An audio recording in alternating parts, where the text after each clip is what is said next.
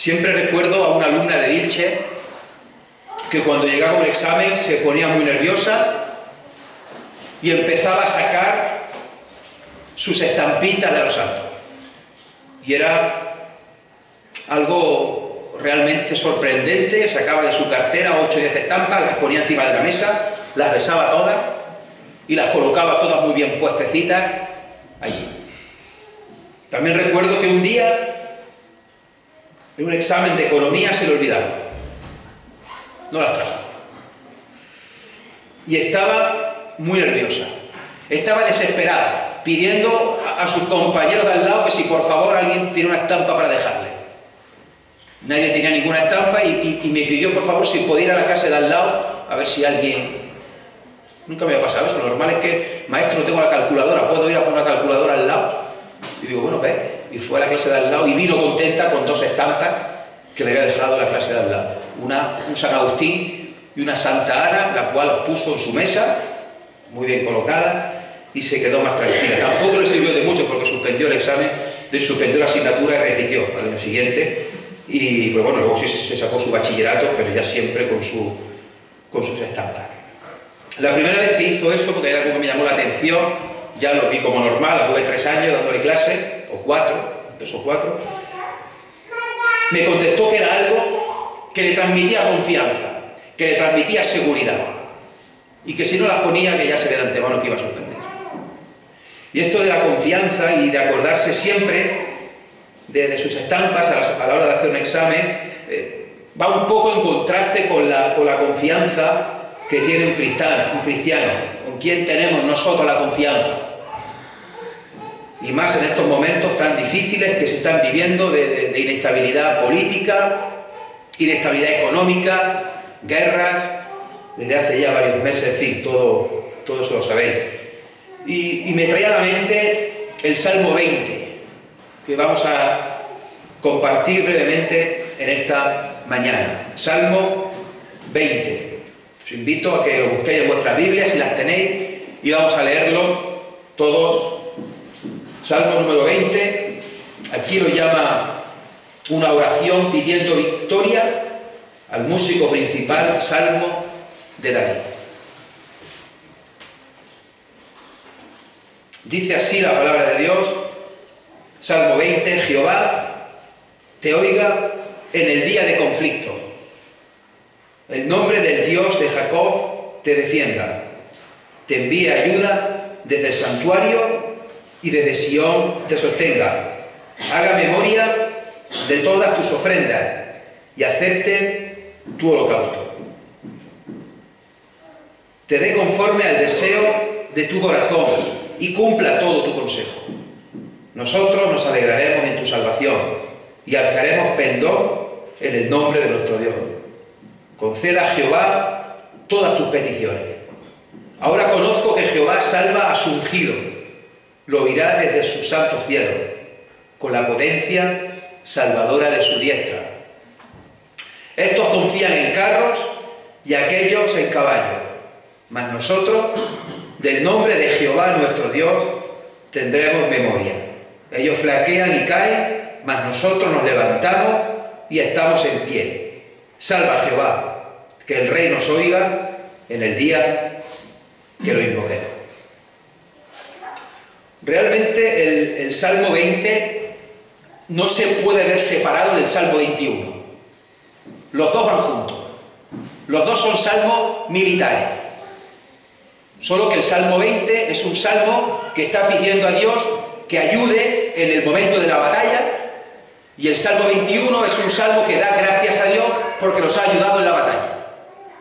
Uno es antes de la batalla y otro es después de la batalla. Uno es una petición a Dios, otro es una gratitud a Dios porque han salido victoriosos. 2 salmos, 2 oraciones que el pueblo recitaba o el pueblo cantaba.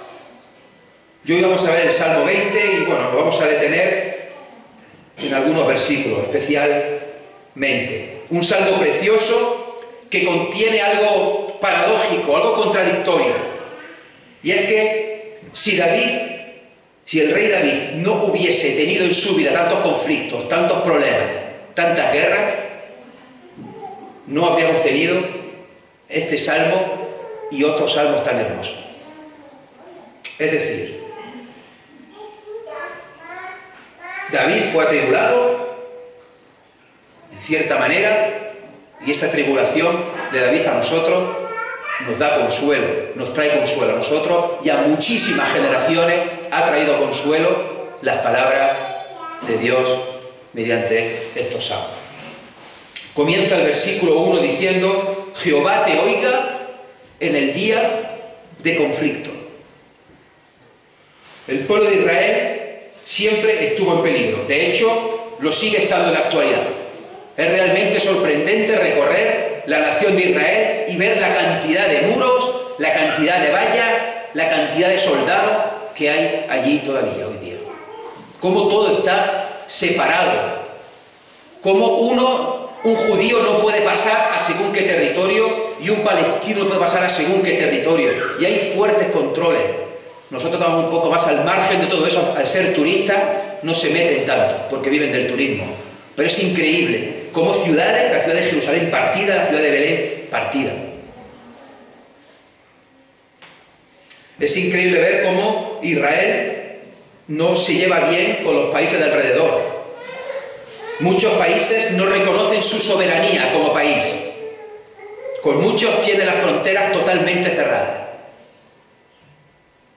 Decía el otro día Rubén, el hijo de Domi, que como sabéis hemos estado orando por él, porque ha estado 6 meses en el Líbano, decía que si alguien presenta un pasaporte con visado, o como que ha estado en el Líbano, que no puede entrar en Israel. Y viceversa. Una persona de Israel no puede entrar en el Líbano. O por lo menos le ponen muchísimas trabas, muchísimos problemas.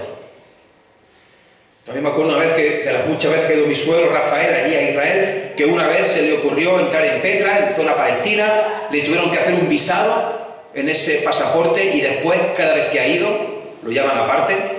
¿Usted por qué estuvo aquí? ¿Por qué entró aquí? Incluso cuando fue a Estados Unidos y ver que había estado en Jordania, lo llamaron aparte y le hacían un fuerte registro. En mitad del conflicto, Dios oye a su pueblo. Jehová te oiga en el día del conflicto. Y el cristiano, nosotros siempre tenemos las fuerzas del maligno alrededor.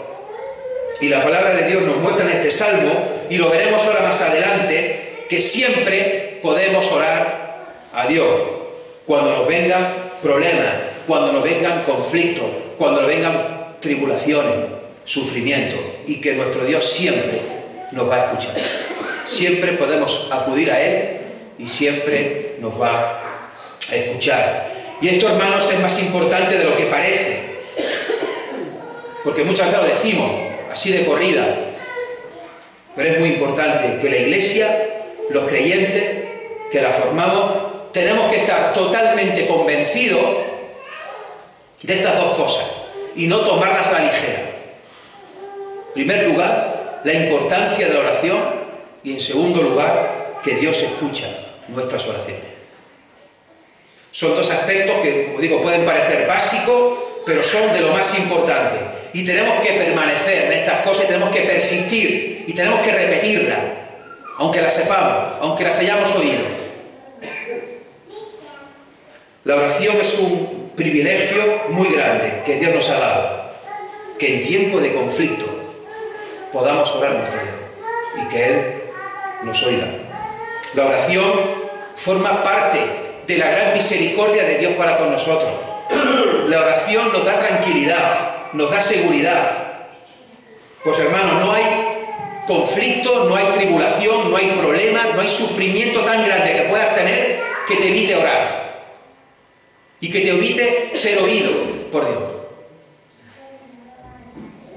Decía Spurgeon que las tribulaciones rugen como el trueno, pero la voz del creyente puede ser oída por encima de la tempestad. Desde que Jesús comenzó su ministerio público, casi todos los días de su vida fueron de conflicto, de tribulación, de persecución, de discusión, de lucha, de que lo querían matar, casi todos los días. De hecho, dice Isaías 53, despreciado y desechado de los hombres. Despreciado y desechado de los hombres. Varón de dolores, experimentado en quebranto. De todos esos días, uno de los días más angustiosos, si no el que más, fue el del huerto de Getsemaní, donde era tal la agonía y era tal el sufrimiento que tenía, que sudaba gotas de sangre. Y su alma estaba angustiada hasta la muerte. Y luego colgado en el madero, llevando los pecados de todos nosotros, llevando la ira de Dios Padre y siendo desamparado por Él. Y en esos momentos de angustia, de tribulación, de conflicto, ¿qué hacía Jesús?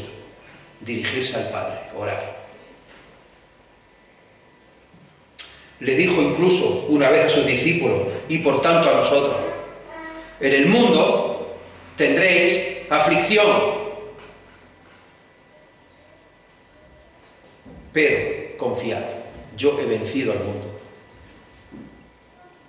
Sigue diciendo este versículo 1 y el 2: el nombre del Dios de Jacob te defienda, te envíe ayuda desde el santuario y desde Sión te sostenga. Aquí hay tres palabras preciosas: defender, ayudar y sostener.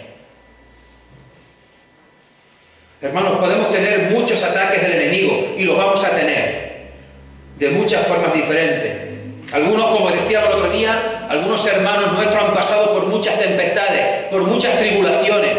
Otros hemos pasado por menos. Los que hayan pasado por menos, que le demos gracias a Dios, pero que estemos preparados porque en cualquier momento puede venir la tempestad. El que haya pasado por más tribulaciones, por más sufrimiento, que también le dé gracias y la gloria a Dios, porque seguro que su fe ha sido fortalecida y es más fuerte. Pero hermanos, en mitad de la tribulación, del conflicto, de la prueba, del sufrimiento, Dios es el que defiende, el que sostiene y el que ayuda. Y Dios se toma muy en serio las oraciones de su pueblo. Esta frase, el nombre del Dios de Jacob, tiene mucho sentido. El nombre de Dios significa lo que Dios es y lo que Dios ha hecho. Y la mención a Jacob nos indica cómo Dios mostró con él su enorme misericordia y cómo la sigue mostrando contigo y conmigo, con nosotros. El pueblo de Israel podía esperar ataques, pero sabía que el que defiende, el que sostiene y el que ayuda es Dios. La Iglesia, los cristianos, podemos esperar ataques, pero el que defiende, el que sostiene y el que ayuda sigue siendo el mismo Dios. El mismo Dios de Israel, el mismo Dios de Jacob, es el que sigue teniendo misericordia con nosotros. Aquí se menciona el santuario y Sión. El santuario se puede referir a los cielos, algo simbólico donde Dios está sentado en su trono, y Sión se refiere a la tierra, al centro de adoración en Jerusalén. Entonces, estas tres palabras de ayudar, sostener y ayudar provienen de los cielos de manera vertical y desde la tierra de manera horizontal. Y hoy día Dios también nos envía ayuda de dos maneras. Una manera directa, vertical, porque Dios nos ayuda directamente a nosotros. Y otra ayuda es de manera indirecta y es horizontal, a través de la Iglesia, a través de los hermanos, que nos podemos ayudar los unos a los otros y que nos debemos ayudar los unos a los otros. Y al igual que recibimos consuelo y recibimos ayuda de los hermanos, también somos llamados a dar ayuda y dar consuelo. No solamente pedir, exigir que nos ayuden, que nos consuelen a nosotros, también nosotros ayudar a los demás. Palabras hermosas las de Isaías 40:10. Porque yo estoy contigo. No desmayes, porque yo soy tu Dios, que te esfuerzo. Siempre te ayudaré, siempre te sustentaré con la diestra de mi justicia. Entonces, por tanto, hermano, No olvidemos que la ayuda proviene de Dios, ya sea directa o indirecta. La ayuda desciende del cielo de manera directa y la ayuda también puede ser entre los hermanos de la iglesia, porque Dios reparte dones a su pueblo. Dios permite que nos ayudemos los unos a los otros, que sobrellevemos los unos las cargas de los otros. La primera y principal ayuda que hemos recibido los cristianos de parte de Dios Padre es la preciosa persona de nuestro Señor Jesucristo, que vino a la tierra a ofrecer salvación mediante su obra redentora, que vino a dar su vida por nosotros. Un Mesías que además nos dejó un perfecto ejemplo a seguir, un ejemplo de servicio y de ayuda al prójimo, y de esa ayuda también tenemos que ser nosotros imitadores. Versículo 3 dice: haga memoria de todas tus ofrendas y acepte tu holocausto. Antes de ir a la guerra, los reyes ofrecían holocausto. El pueblo ofrecía holocausto, ofrecía sacrificio. Animales inocentes que eran sacrificados. Conocemos Deuteronomio 12:6: y allí llevaréis vuestros sacrificios, vuestros diezmos y la ofrenda elevada de vuestras manos, vuestros votos, vuestras ofrendas voluntarias y las primicias de vuestras vacas y de vuestras ovejas. Estos holocaustos se hacían por el pecado y tenían que ser quemados por completo. Nosotros no necesitamos hacer ofrendas, hacer holocaustos, hacer sacrificio de animales. El Señor Jesucristo fue la víctima perfecta, que hizo el sacrificio perfecto una vez y para siempre. Fue una ofrenda perfecta, agradable al Dios Altísimo. Ahora viene el versículo 4. Pero antes aparece aquí una palabra que nunca leemos, porque no hay que leerla, pero pasamos por alto. Viene un Sela. Y los Sela están para algo. Ya sabéis que significa pausa, reflexión, meditación. Pero están para algo. Y aquí viene justo después del versículo 3, donde se dice que haga memoria de tus ofrendas. Y ahora viene un Sela, una pausa para reflexionar, para meditar, para hacer memoria, hermano.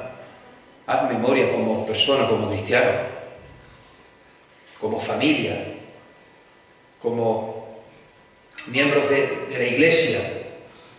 ¿Cuáles son tus ofrendas? ¿Cuál es tu disposición con las cosas de Dios?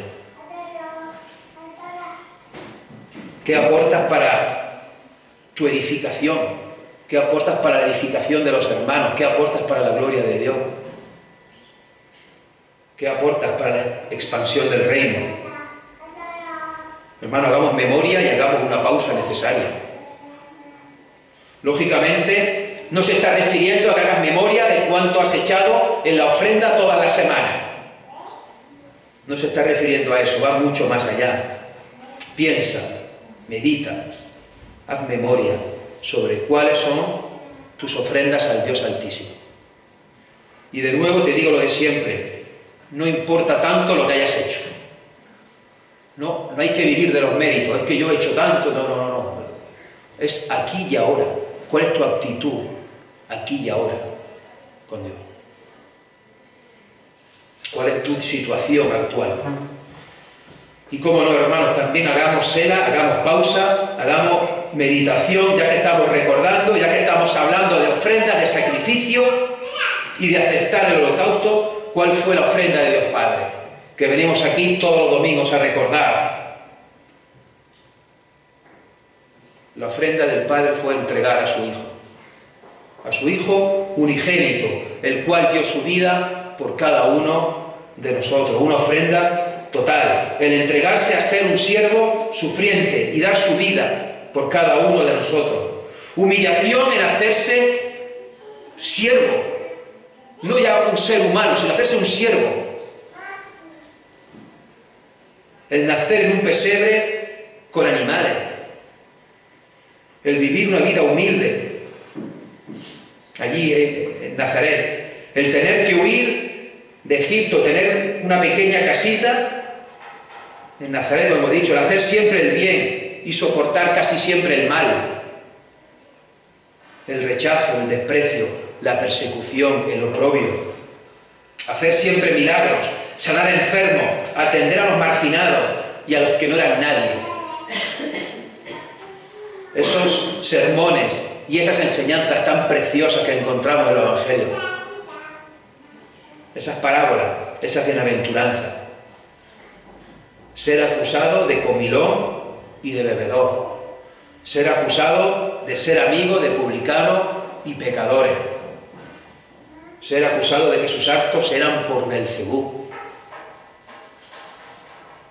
una corona de espinas, cargar su propia cruz, bofetada, escupitajo, insulto, latigazo, clavos en mano y en pie, reproche, burlas, el vinagre, la hiel, la caña, los malhechores.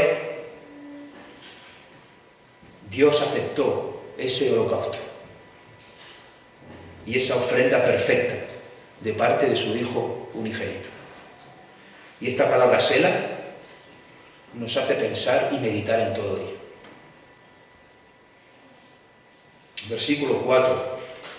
Te dé conforme al deseo de tu corazón y cumpla todo tu consejo. Ya nos gustaría, podemos decir, ya nos gustaría que el resultado de la oración fuera el que queremos nosotros realmente. Pero los cristianos aceptamos que la voluntad de Dios está por encima de la nuestra. Un versículo mal interpretado, mal explicado, un versículo sacado de contexto, es Juan 15:7, y que lleva a error muchas veces. Dice al final: pedid todo lo que queráis y os será hecho. Pero hay que ir a la primera parte del versículo. Hay que ir a la primera parte de las palabras de Jesús, que dice: si permanecéis en mí y mis palabras permanecen en vosotros, entonces pedid todo lo que queréis y os será hecho. Hermanos, si permanecemos en Jesús, si permanecemos en las Escrituras, entonces es cuando pediremos bien.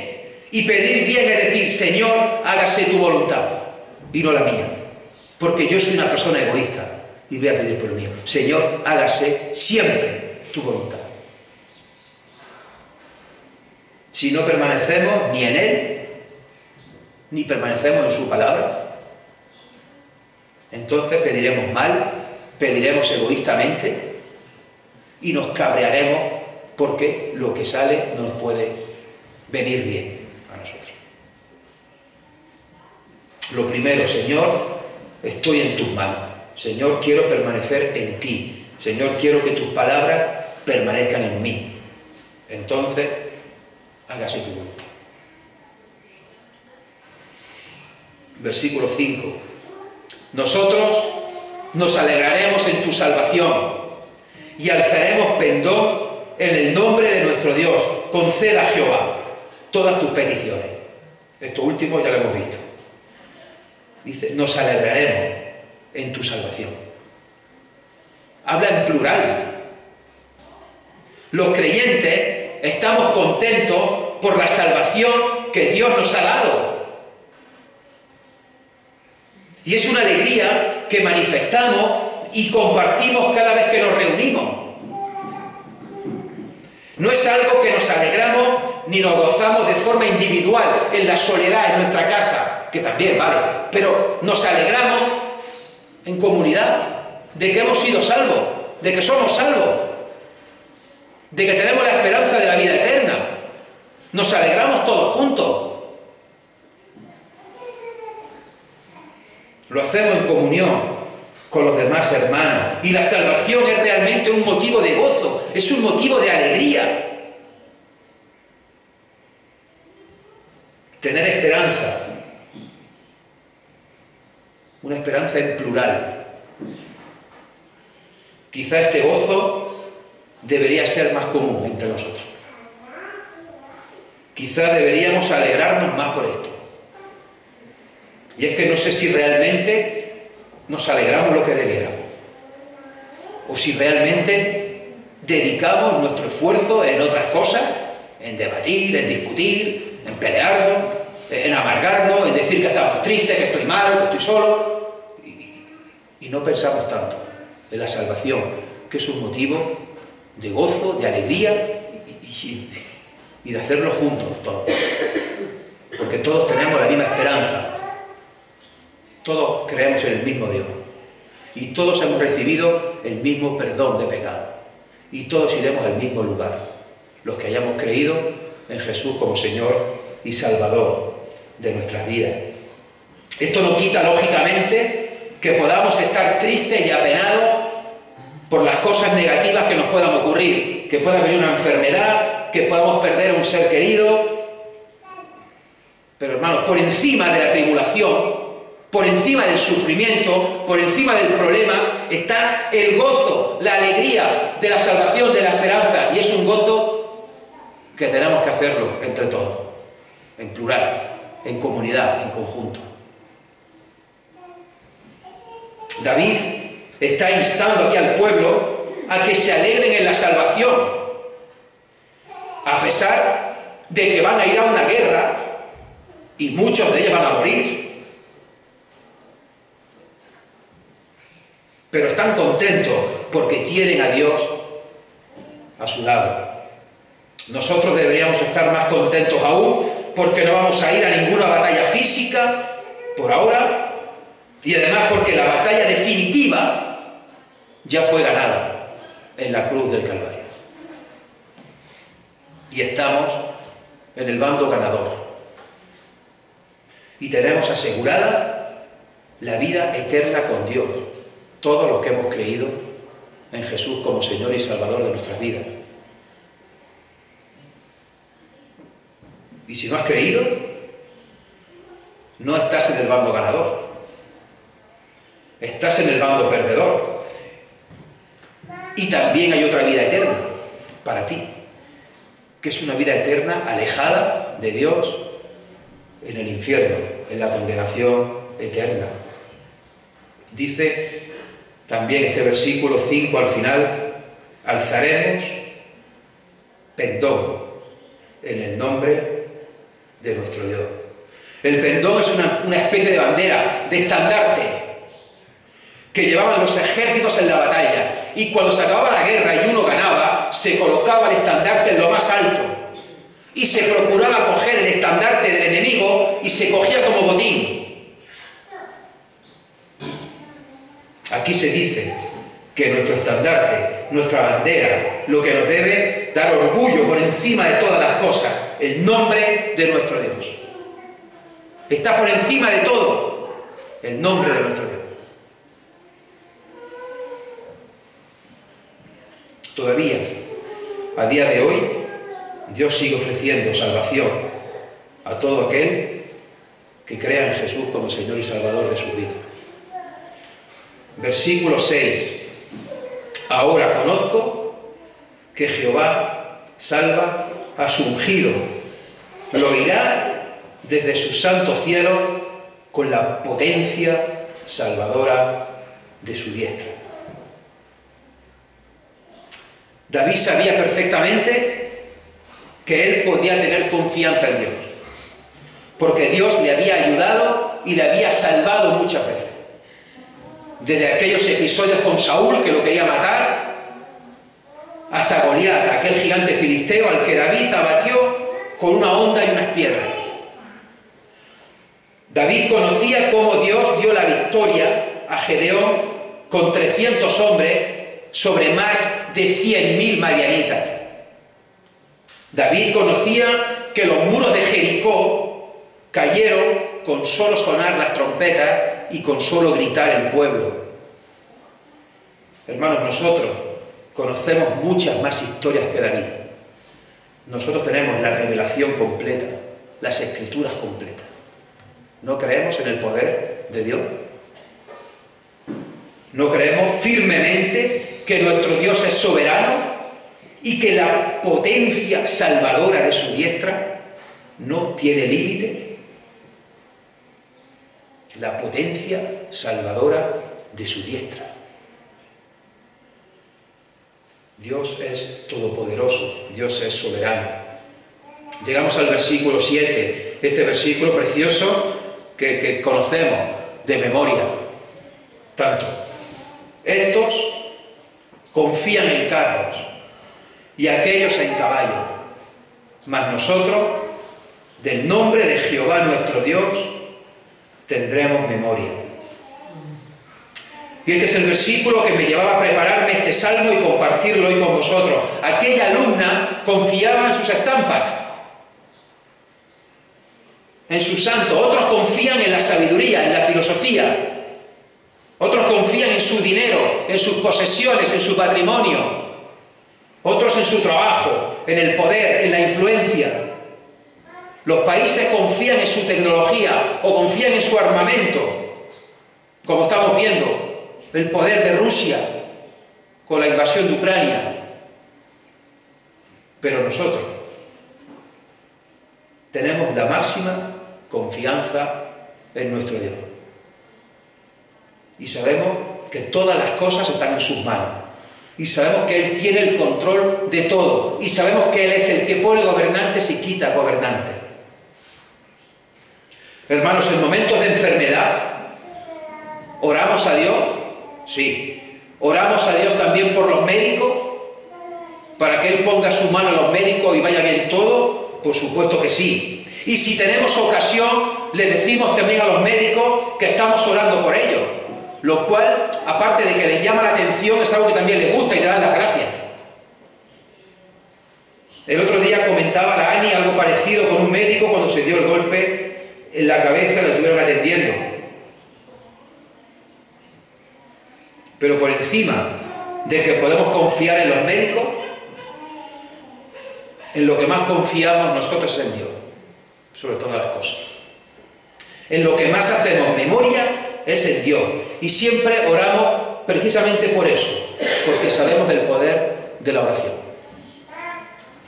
En aquella época, los caballos y los carros eran la principal arma militar que se usaban en la batalla. Eran caballos que tiraban de un carro, uno, más bien dos o tres, que tiraban de un carro muy bien adornado, con corazas y armadura. Era el arma más temida en la época de David, los carros de combate. Y siempre han pasado a la historia como un arma muy muy poderosa, los carros de combate egipcios y sobre todo los hititas. Eran temidos los carros de combate hititas.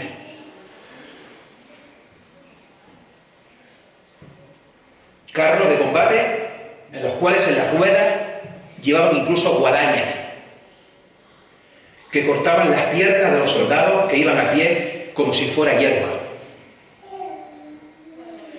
Siempre a lo largo de la historia del pueblo de Israel hemos encontrado, o vemos aquí, situaciones de batallas en las cuales ellos estaban en clara desventaja, militarmente hablando. Pero Dios siempre les enseñó a ellos a que no confiaran en los carros de combate, que no confiaran en el armamento, que no confiaran en lo militar, sino que confiaran en Él.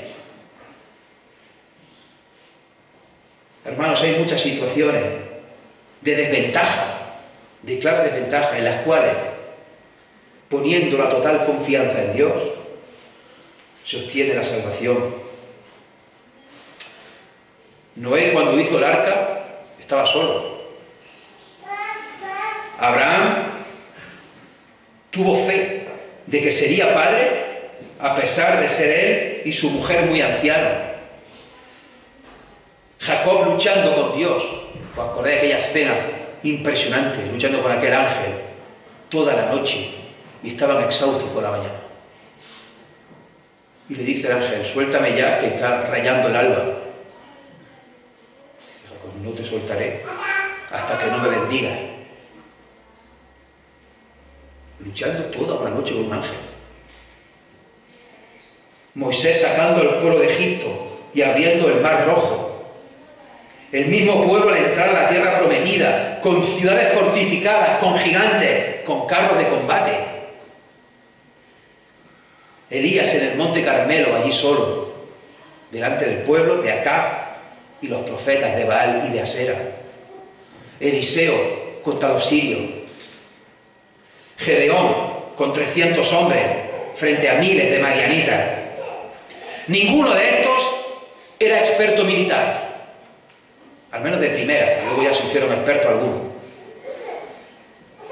Ni en tácticas de combate, eran pastores, eran agricultores. Lo que sí tenían todos en común es que pusieron su confianza en Dios, su total confianza en Dios, hombres de mucha fe.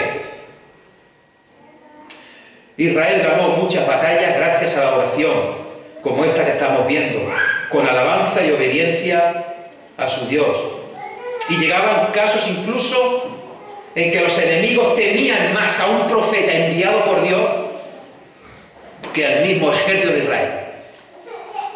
De hecho, hay textos antiguos de otros pueblos que decían temer a un pueblo pequeño que militarmente hablando no tenía importancia, pero que ese pueblo tenía profecías en su palabra que se estaban cumpliendo, que se cumplían de manera milagrosa.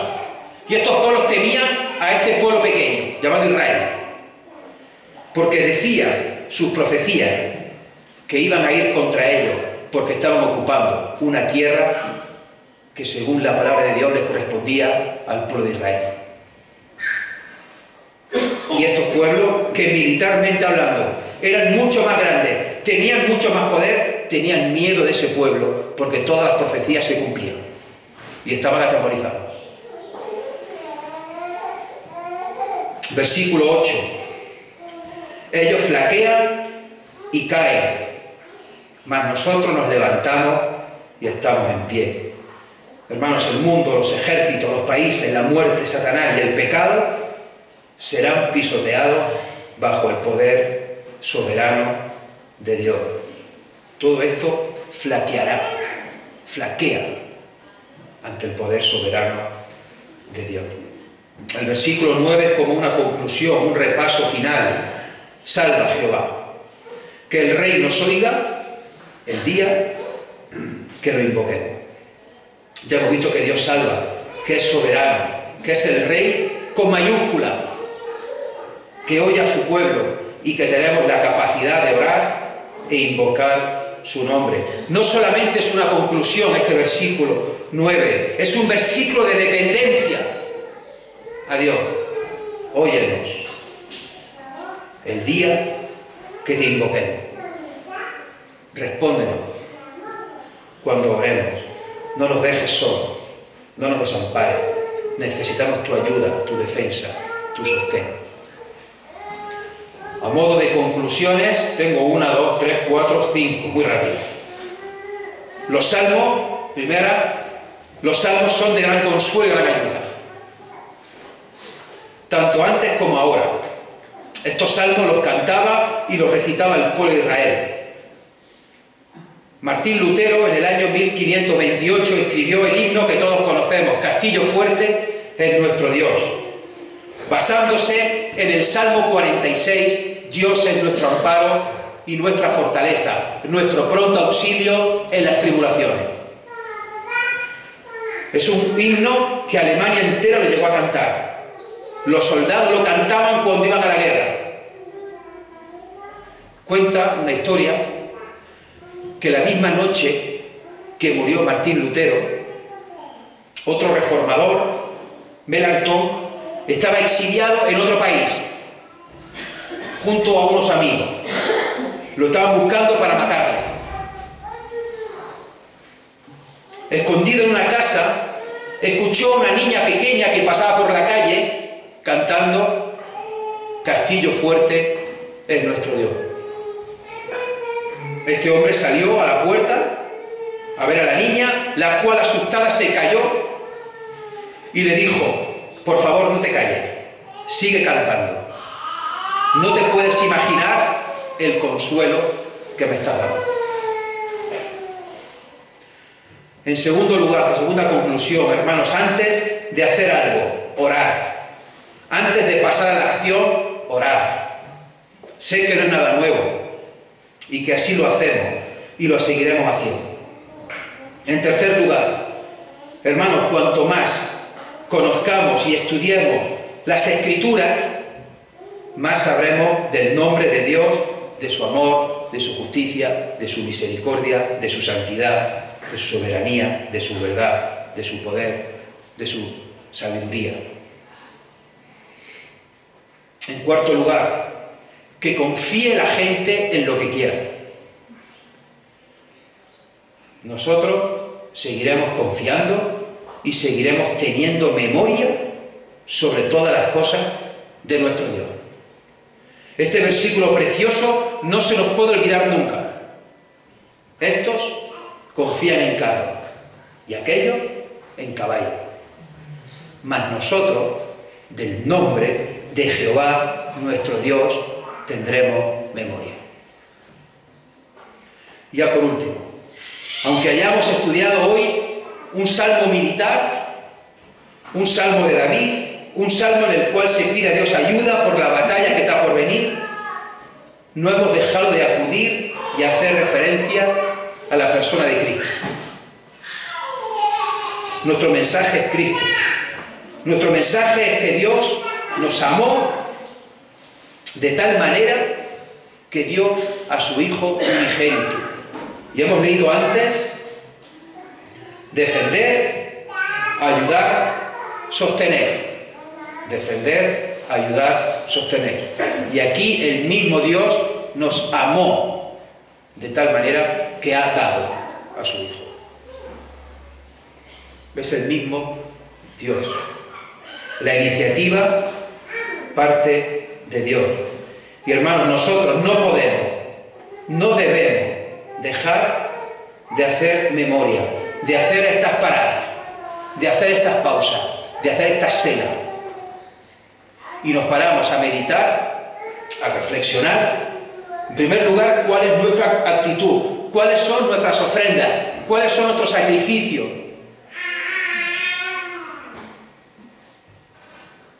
Y en segundo lugar, y sobre todas las cosas, hacemos reflexión y meditamos el sacrificio precioso de nuestro Señor Jesucristo en la cruz del Calvario. A Él sea la gloria y la honra por los siglos de los siglos. Amén. Os pido, hermanos, que durante un minuto o dos, un minuto, que agachéis vuestra cabeza, que inclinéis, que oréis a Dios Padre y que reflexiones sobre cuáles son tus ofrendas, cuáles son tus sacrificios, cuál es tu disposición hoy día con Dios. Y yo después terminaré en oración. Y recuerda, hermano, que el que hizo la mayor de las ofrendas, entregando a su Hijo, fue Dios. Pero, hermano, reflexiona, medita cuál es tu actitud hoy día con Dios.